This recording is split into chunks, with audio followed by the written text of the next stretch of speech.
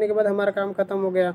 फिर उसके बाद जो होता है कौन भुगतता है? लड़की, जो मार खाती है, गाली खाती है, सब करती है, पैर करने के बाद सबकी सेवा जतन करती है, सब सब करने के बाद भी लड़कियों के क्या क्या करते हैं? उसको गाली देते हैं, गुत्ते देते, सब देते हैं, और उसके साथ उसके माँ बाप को भी गाली देते हैं। भाई मैं हाथ जोड़ता हूँ तुम लोगों को, ऐसा कभी मत करना, समझ के करना।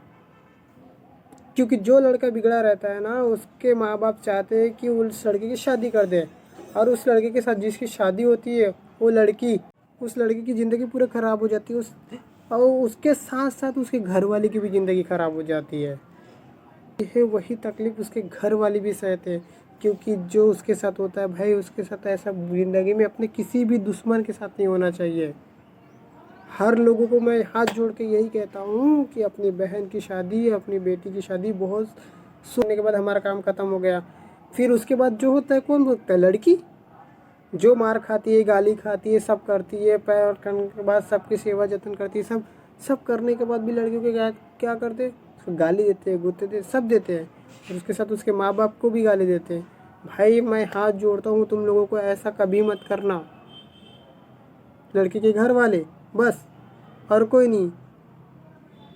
तो ऐसा सोचने वाले सुन लो, समझ लो, तुम्हारे घर में भी तुम्हारी जब बेटी होंगी तो ये सोच समझ के करना।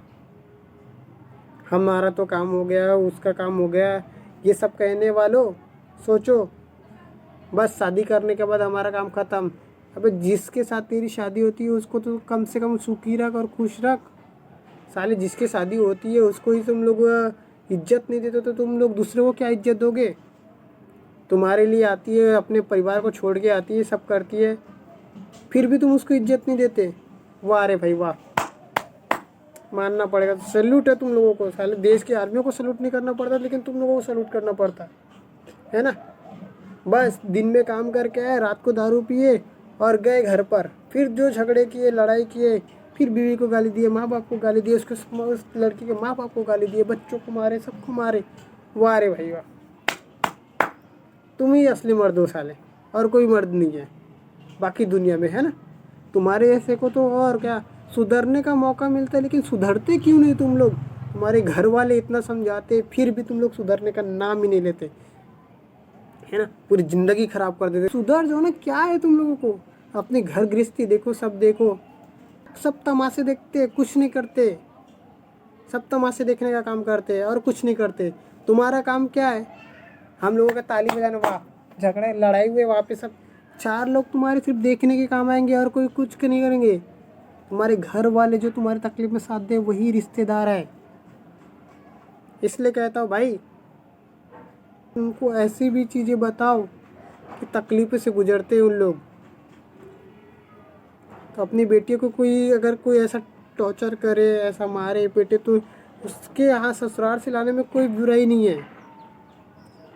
जब तुमने अपनी लड़की को कुछ मारा नहीं, पीटा नहीं, कुछ नहीं किया, तो जब दूसरा कोई मारे तो तुम लोग कैसे बर्दाश्त कर लेते हो यार?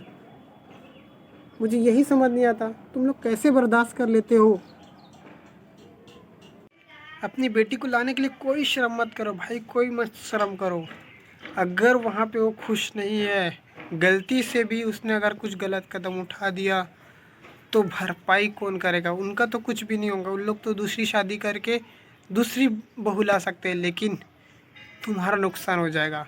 अगर बेटी ने कुछ गलत कदम उठाया तो ज़िंदगी भर तुम अपने आप को माफ़ नहीं कर पाओगे। इसलिए मेरा यही कहना है कि अपनी बेटी को लाओ, इतनी तकलीफ पे मत रखो। मेरे वीडियो ऐसा मत होने दो, किसी भी लड़की के साथ ऐसा मत होने दो ना।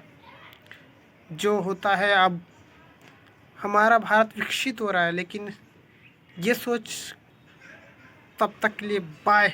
जय हिंद, जय भारत।